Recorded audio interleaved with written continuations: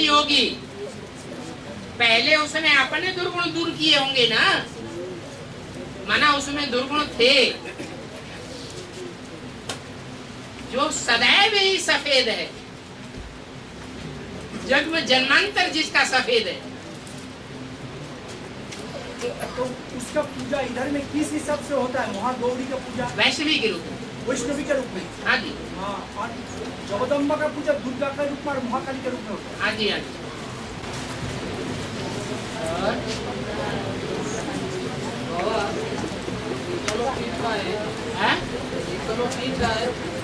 दुर्गा को जो चक्र लगा इकोनो को वो इकोनो फिर जब सबसे जो बनेगा इकोनो फिर जब सिटी रहेगा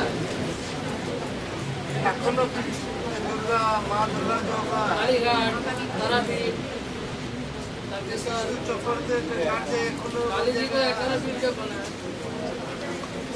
विष्णु ने जब सती के शरीर को काट दिया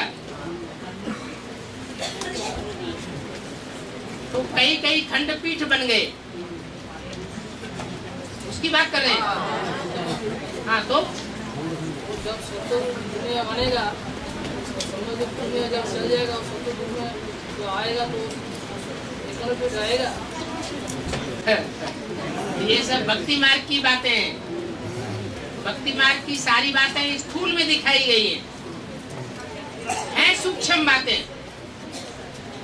तो जो सूक्ष्म बातों की यादगार है वो भक्ति मार्ग में स्थूल में दिखाया गया है।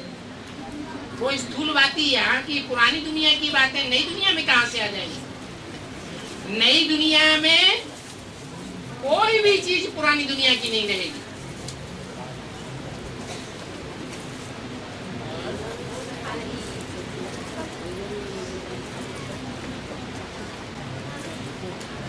बाबा दापोर युग में जितना मंदिर बना है, बड़ा बड़ा मंदिर, अभी जो मंदिर कलयुग युग में बनता है सब क्रेन से या लिफ्ट से बनता है।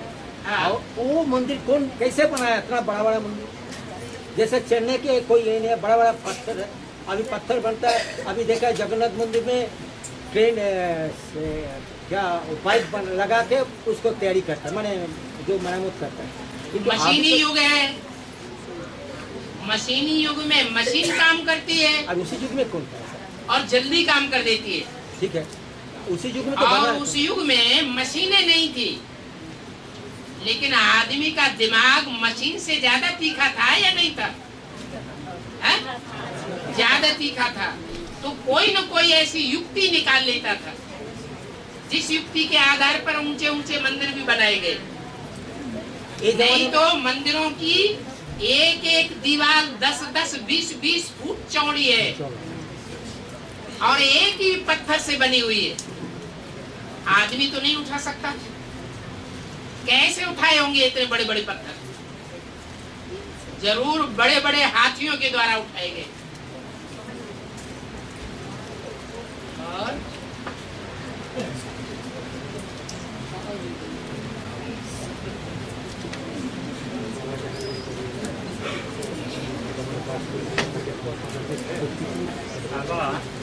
शिव शंकर के रूप में शिव बाबा शंकर के रूप में रावण को भी वरदान देते हुए दिखाया। रावण को भी वरदान देते हुए दिखाया गया है। बोल रहा है शिव शंकर के रूप में रावण को भी वरदान देते हुए दिखाया गया।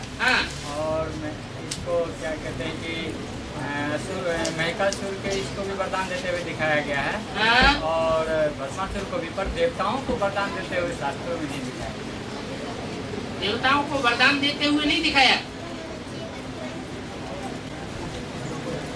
है? शास्त्रों में तो ये कहो कि ब्रह्मा के द्वारा असुरों को वरदान दिए गए और देवियों के द्वारा भी असुरों को वरदान दिए गए।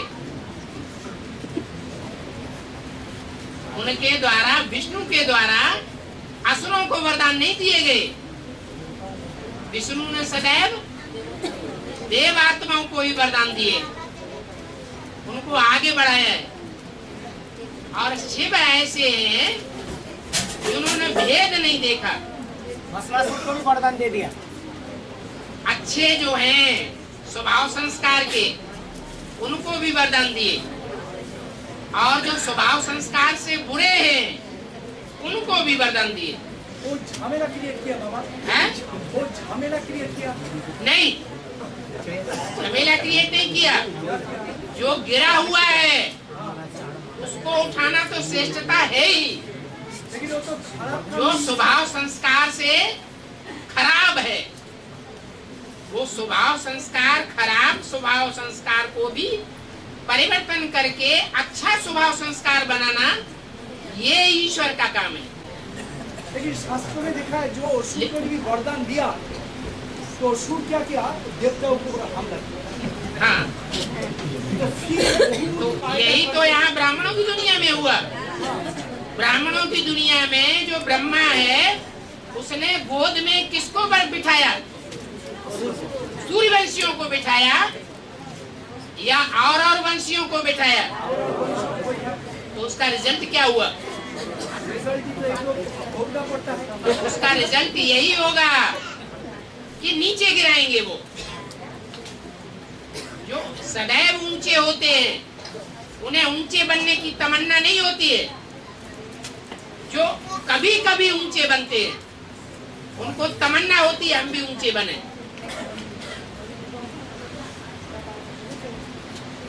प्यादे से फर्जी भयो टेढ़ो टेढ़ हो जाए।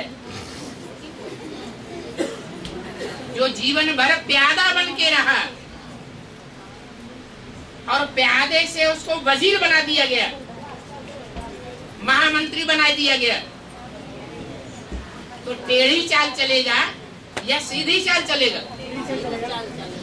टेढ़ी चाल चलता है। ऐसा हाल है। बाकी शिव से तुलना नहीं की जा सकती। शिव भाव स्वभाव संस्कार को देखने वाला देवता नहीं है। वो भाव स्वभाव संस्कार को सुधारने वाला देवता है। अपना कल्याण नहीं देखता।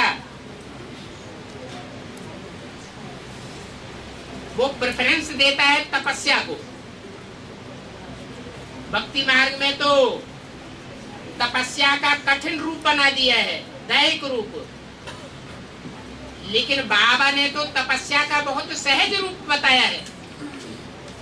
अपने को आत्मा समझना यही तपस्या है। इस तपस्या में जो जितना ज्यादा टिकते हैं उनको ऑटोमेटिक शिव का वरदान मिल जाता है। उल्टा खड़ा होने की बात नहीं है, एक पांव पर खड़ा होने की बात नहीं है, दोनों पांव पर खड़ा होकर हाथ ऊंचे करके खड़े होने की बात नहीं है। वो तो दैहिक बातें दिखाई दी। यहाँ तो बाबा ने तपस्या का रूप ही बहुत सहज बताया है। अपने को देह न समझ, अपने को आत्मा समझ। ये आत्मिक स्थिति में रहना ही तपस्या है।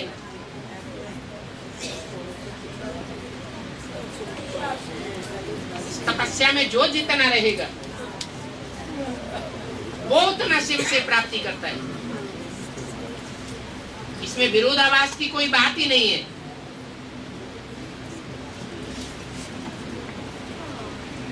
सुर हो असुर हो जो भी हो, सुर और असुर जो भी हो, जब सतो प्रधान स्टेज में थे तो असुर थे क्या? सब तो छिलका उठा हुआ था।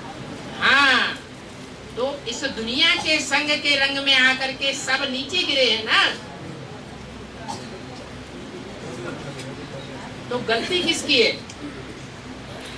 दुनिया की सब दुनिया के संग की रंग की गलती है। ये संग का रंग और ये अन्न का दोष सारी दुनिया को गड्ढे में ले जाता है। अभी बाप सीधा रास्ता बता रहे। बाप ये नहीं देखते ये आसुरी आत्मा है, ये दैव आत्मा है, सबका आदि रूप देखते हैं। आदि में सतो प्रधान था या तमो प्रधान था?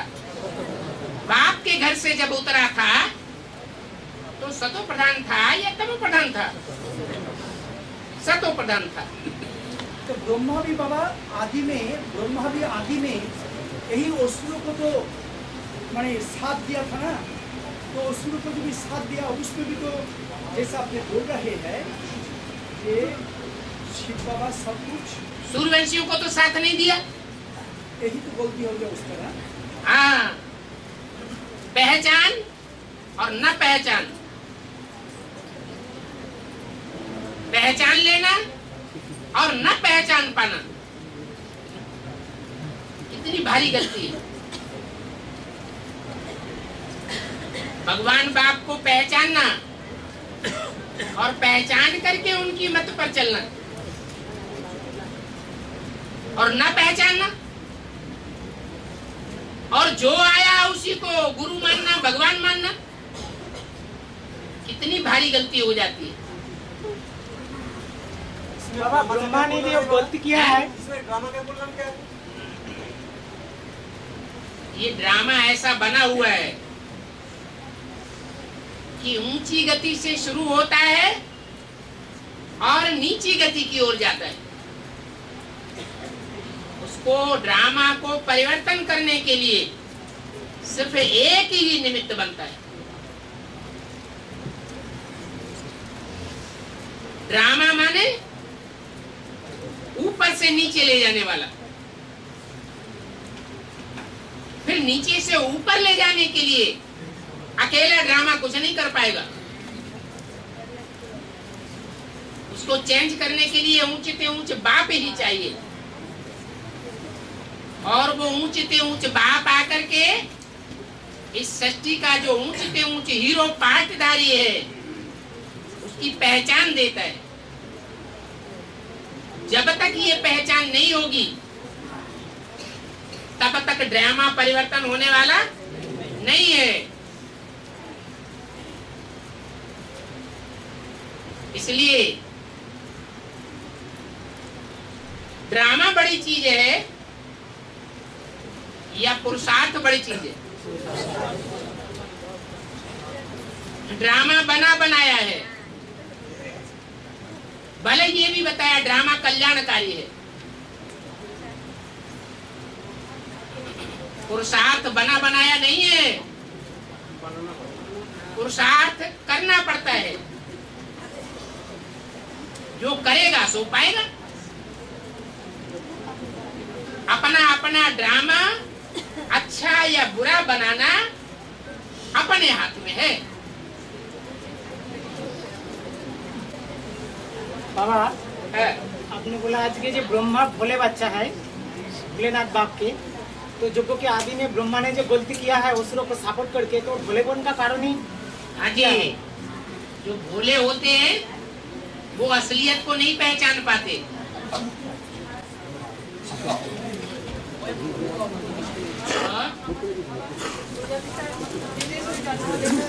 हैं?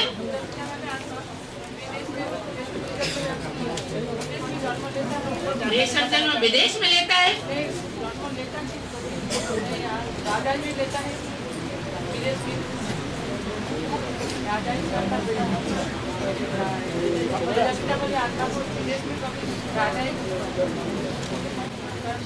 जब प्रजा का पिता है तो 500 करोड़ चाहे विदेशी हो और चाहे स्वदेशी हो, वो सबका पिता है ना। तो जब सबका पिता है तो सबका कल्याण करना पड़े, और वो कल्याण का फाउंडेशन भारत में पड़ता है या विदेश में पड़ता है? भारत में ही पड़ जाता है। तो विदेश में जाकर के कल्याण करना कोई जरूरी नहीं है, फिर भी सारे जगत का पिता है तो सारे जगत के ऊपर नजर रखना, उसको देखना भालना, ये तो करना ही पड़े। सारा जगत कलयुग के अंत में प्रत्यक्ष होता है या द्वापर में ही प्रत्यक्ष हो जाता है? अंत में प्रत्यक्ष होता है। तो अंत में वो प्रजापिता वाली आत्मा दूसरे धर्मों में भी जाकर के प्रत्यक्ष होती है। और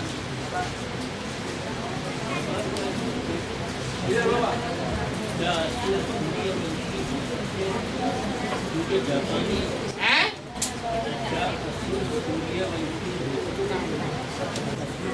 हर धर्म का जो बीज है वो बीज आदि में होगा तो अंत में फलीभूत होगा या नहीं होगा? अष्ट देवताएं हैं,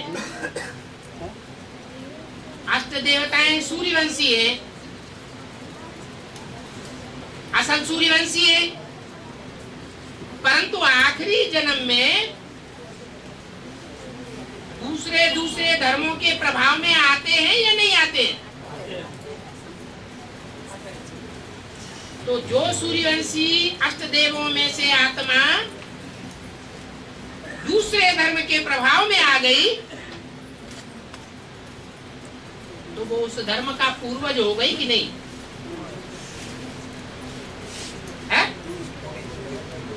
उस धर्म का पूर्वज हो गई। इसलिए 8 में ही सारी दुनिया का बीज समाया हुआ है, 8-9 में। उस धर्म है? हाँ जी, बिल्कुल। बौद्धि वंशी जो है, जो बौद्धि है, जिन्होंने ऐसे धर्म का प्रचार प्रसार संसार में किया अपनी बुद्धिमत्ता के आधार पर, जिसमें स्वर्ग का कोई वर्णन नहीं है, आत्मा का कोई वर्णन नहीं है, परमात्मा का भी कोई वर्णन नहीं है, लेकिन धर्म की धारणाएं अति श्रेष्ठ है, नीचे गिराने वाली नहीं है। तो ये बुद्धि कहां से आई उनके पास? बुद्धिमानों की बुद्धि बाप के बच्चे हैं। जो बुद्धिमानों की बुद्धि साकार में, प्रैक्टिकल में पार्ट बजाने वाला बाप है, जगत पिता विधर्मी आत्माओं में सबसे जास्ती बाप को फॉलो करने वाला वो बौद्ध धर्म है। इसलिए विनाश के टाइम पर ढेर सारी सत्ता उन पवित्रता को फॉलो करने वाले बौद्धियों के हाथ में आती है, क्योंकि बौद्धि हैं असल सन्यासी, जो क्रिश्चियन से कुछ पहले आते हैं। सन्यासियों में जन्म जन्मांतर की पवित्रता रही है, लेकिन पवित्रता का रास्ता उल्टा पकड़ा। अभी सच्चे बाप के द्वारा सच्चा रास्ता जब मिल जाता है तो जन्म जन्मांतर के जो पवित्रता के उनके संस्कार हैं वो ईश्वरीय ज्ञान में ऐड हो जाते हैं, और वो विधर्मी आत्माओं में, विदेशी आत्माओं में, पुरुषार्थ करने वालों के बीच में सबसे आगे निकल जाते हैं। इसलिए कहते हैं कि सूर्य पूरब में उगता है, और पूरब में जो भी देश हैं उन देशों में सबसे जास्ती पूर्वी देश है जापान।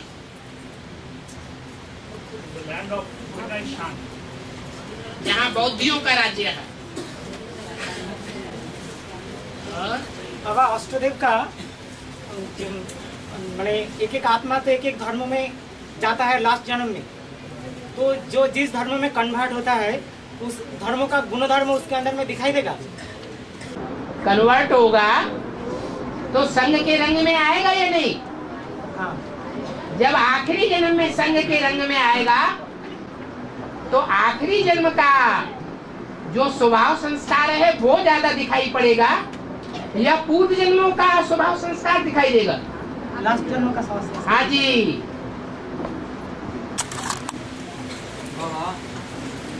ड्रामा जो होता है बनी बनाई होती है वो 5000 वर्ष बाद वैसे ही रिपीट होता है, जबकि पुरुषार्थ करना पड़ता है। तो जैसे वो 5000 वर्ष बाद जैसे कोई गंगा है या दुखिया है, तो क्या 5000 वर्ष बाद फिर इस समय में वैसा ही होगा क्या? बिल्कुल होगा। क्या पुरुषार्थ के आधार पर वो चेंज नहीं हो सकता है? हैं? पुरुषार्थ के आधार पर क्या वो चेंज नहीं हो सकता है अगले 5000 वर्ष? हो जाएगा चेंज। इतनी दृढ़ता होनी चाहिए पुरुषार्थ में, पुरुषार्थ में इतनी दृढ़ता होनी चाहिए। आज के जो ये क्या नाम सर्जन है, वो भी पोलियो के मरीज को ठीक कर देते हैं। वो भले अल्पकाल को ठीक करते हैं, लेकिन अच्छा तो बना देते हैं। ये तो बेहद का सर्जन है, लेकिन पढ़ाई पूरी पढ़नी पड़े। पुरुषार्थ के आधार पर बूढ़े भी जवान बनेंगे नई दुनिया में। नहीं तो ईश्वरीय ज्ञान किस बात का ईश्वरीय ज्ञान जो पक्षपात करता हो। बल्कि आज की दुनिया में विकलांगों को बहुत महत्व देते हैं, प्रेफरेंस देते हैं। ज्यादा विकलांग बेहद की दुनिया के एडवांस की दुनिया में है या बाहर की दुनिया में? कोई अंधे हैं, एडवांस में तो हैं, लेकिन बाप उनको दिखाई नहीं पड़ता। कोई लूले हैं, ज्ञान में तो चल रहे हैं, लेकिन दाएं हाथ से लूले हैं।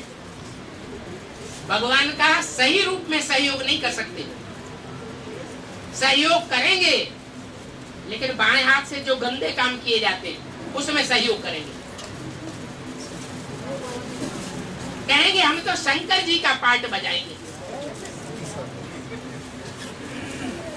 तो क्या कहेंगे उनको? दाएं हाथ के लूले हैं या नहीं है? लूले हैं। कोई के टांग नहीं है, जैसे 2 टांगों वाला तेज दौड़ेगा या 1 टांग वाला तेज दौड़ेगा। तो ये रुद्रमाला में सारे ही लंगड़े हैं। इनको अंधा चाहिए, रास्ता बताने वाला।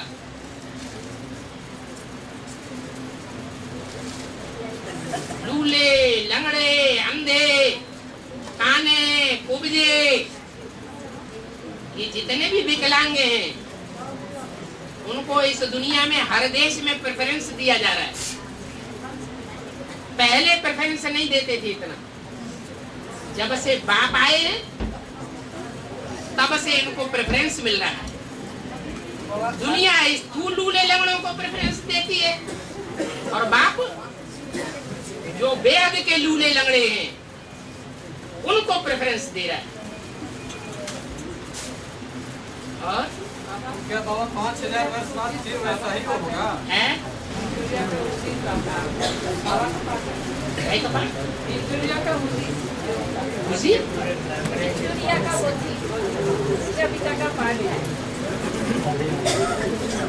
वो तो एक मिसाल दी है बाबा ने कि वो है स्थूल विक्टोरिया, पुरानी दुनिया की। भारत में उसका राज्य था। जब भारत में आई तो उसकी यादगार में एक बड़ा दरवाजा बनाया गया। बंबई में भी बनाया गया और दिल्ली राजधानी में भी बनाया गया। उसका नाम दिया इंडिया गेट।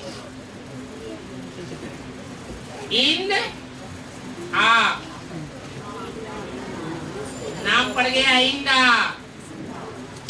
बेहद की जो विक्टोरिया है वो भी जब ब्राह्मणों की दुनिया में आवेगी तो बंबई के रास्ते से ही गई है और बंबई के रास्ते से भी आवेगी